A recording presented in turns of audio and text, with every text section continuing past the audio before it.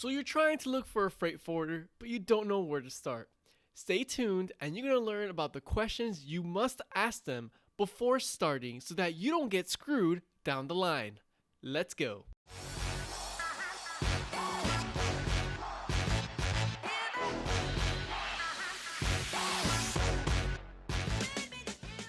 So the first question you should ask them is, do you provide inspection and consolidation services? Let's say that you have this scenario. You purchase goods from 2 to 3 different factories and they all send it independently into one freight forwarder location.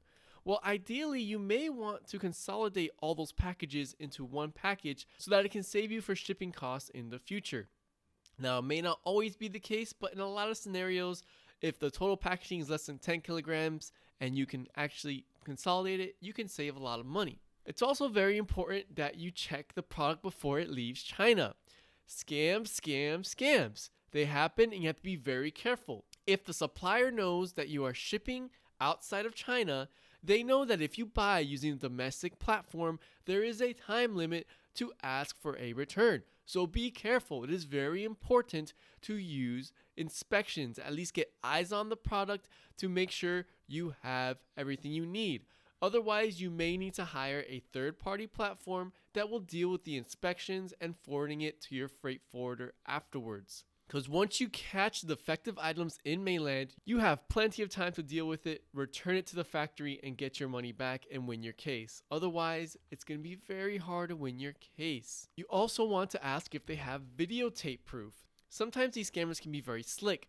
They can send you empty boxes saying they shipped the goods. But when you actually open the goods at the warehouse, you find out that it's empty. It's not what you ordered. So you have to be careful. You want to ask if your freight forwarder has some kind of monitoring every time they open new packages, whether it's through x-rays or through videos like this where you can clearly see they open the package without altering it beforehand. Question number 2. What payment gateways do you support? So you finally found a way to buy goods from China.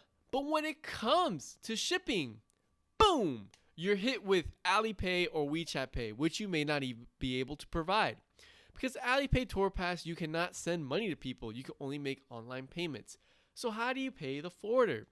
It's good to hash out these details before you select your forwarder. Even if they accept direct bank transfers, it could be very time consuming depending on how fast your bank can react. And if you need goods to be shipped quickly, how can you quickly pay the forwarder so that they can get shipped? You want to ask if they can support systems like online payments using PayPal, Visa, or MasterCard, and this actually separates the good freight forwarders from the great ones. The sooner you hash out these payments, the better. Sometimes forwarders have a company at your designated country where you can actually pay for the goods once they have reached your country. Although this is rare, you can ask the forwarder if they offer these services where you can pay them once the goods arrive in your country. There's 2 benefits for using this method. One is that you don't have to worry about any risks that happen during transit. For example, if boats sink, if there's too much turbulence on the plane and a lot of the products break, you get rid of that risk. And 2, you can pay in your local currency at the local office where your country resides. And it's super convenient to use. Question number 3, and this is for most of you dropshippers out there. Do you have tracking or shipping API that can be integrated with online shops like Shopify, WooCommerce, WordPress, whatever it may be? If you want to automate your business, this will help you a lot and is a must. In the beginning, you can handle manual orders, but after a certain volume, it just ain't gonna cut it. You need to automate the process. Also, with automation, it easily lets your customer know exactly where the product is in the logistics process.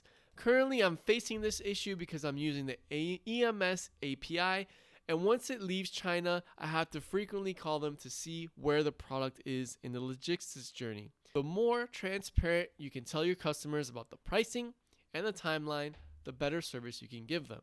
You like to give them choices. Maybe your website can have sea options, which range from 30 days, and this can be the cheapest. Some air options, which can be 14 days, a little bit more expensive. And even the high-end couriers that can be up to 7 days, but it's super expensive. The clearer you can make the pricing and shipping using API, the better experience you can give your customer. Going into question number 4, what countries can they ship to? Are you planning to expand the business even further? After you get traction going into your country, you may want to explore your business. Ask what countries your forwarder currently supports, except for the one that obviously you're looking for in your home country. And of course, the more focused the location, the better the deals, in my opinion. If the forwarders already have connections to rent space on cargo planes and boats for a specific country, they tend to get better pricing deals. Now be wary that as soon as you find a forwarder that has a one shoe fits all scenarios, costs may rise because they don't have those relationships that I mentioned before. It's just something to consider after you have made traction with the current country you are shipping to. Question number 5.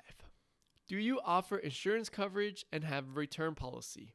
This is a way to get you covered if something happens to the freight. It happens not frequently, but it happens when shipments sink or cargo on the plane gets damaged due to turbulence or something that may have happened.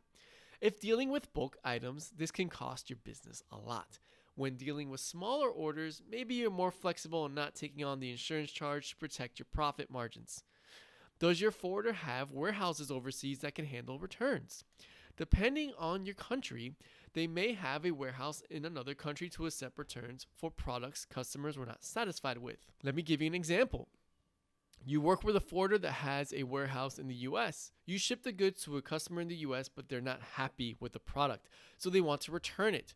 So, can your forwarder accept the goods at their warehouse in the US? And if so, this can actually help with your logistics process.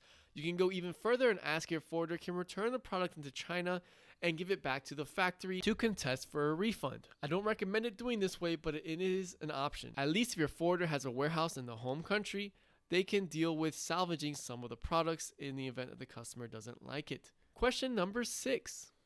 Can the forwarder handle customs and duties payments? The worst thing that could happen to you is that a product makes it to a country and it gets confiscated or denied because nobody's handling the customs. Nobody's calling or following up with the customs office. There's 3 kinds of ways your forwarder can deal with business. One is DDP, delivery duties paid. This means that they take care of the whole process. They probably have a tax ID and a VAT account in your country that you're trying to ship to, and they will deal with the customs officers directly to get the product to its final destination. This is riskiest for the supplier, but it is out there, and this service tends to be a little bit more expensive. Then you have EXW, Xworks. This pretty much bears 100% responsibility on the buyer. It is riskiest to the buyer. But essentially, all the supplier needs to do is to prepare the product for shipment, and then the buyer is responsible for picking up the product from the factory and shipping it to the final destination. And the last one is kind of the middle ground where the risk is shared between both the supplier and the buyer, called FOB, free on board. Think of this as an example where your supplier will ship the goods to your freight forwarder at a certain location. So let's say your supplier is in Shanghai and they agree to ship the goods to Shenzhen, which is your freight forwarder, which would then handle the shipment from Shenzhen to the final destination. The supplier would be responsible for the goods from the factory all the way until Shenzhen, and then the buyer would be responsible for the goods from Shenzhen until the final destination, to include duties and customs. And the last question you should ask your freight forwarder before using them is what kinds of goods can they ship? It just depends on your niche for what kinds of goods you are selling. It is obviously easiest to sell clothing and jewelry as they don't have many regulations and certifications needed to ship overseas, and they're usually safe. But as soon as you get into electronics, it gets risky. Do you have batteries? Do you have liquids? Do you have lights? Do you have hazardous liquids? Like if you want to sell makeup and all that stuff, these avenues usually cost more, but can be very profitable if you find a suitable shipping partner that can help you deal with these shipments. One request I get frequently are e-bikes. But if you buy the e-bike in China and it comes time to shipping, but you can't ship the battery, it's kind of a waste, right? That's like the whole point of an e-bike, that you don't have to pedal and you can use the battery to go ahead and travel wherever you need to go. So it is better to find out beforehand using the forwarder if they cannot ship batteries, or that you won't be bumping into a crazy high price if you do ship batteries. Are there any size limitations to the packages? Can they send big items like furniture, vehicles, Or do they only deal with packages less than 25 kilograms? Know the clear limitations so you are more careful about what products you sell on your e-commerce platform. Now, knowing the key questions, start interviewing your freight forwarder now. Better to have these hashed out before starting business with them. Always test a few, then go all in. Let me know your experiences with your freight forwarders. Do you have any horror stories you want to share? Consider subscribing for more content on sourcing from China, no matter your location or demographic, to truly make borderless commerce. I am very reachable on social media and I try to respond within 24 hours, so follow me there if you have any questions. I'll catch you in the next video and let's make sourcing easy. If you need help finding a freight forwarder with affordable prices, I highly recommend you watch this video for a cheap freight forwarder that I have used before.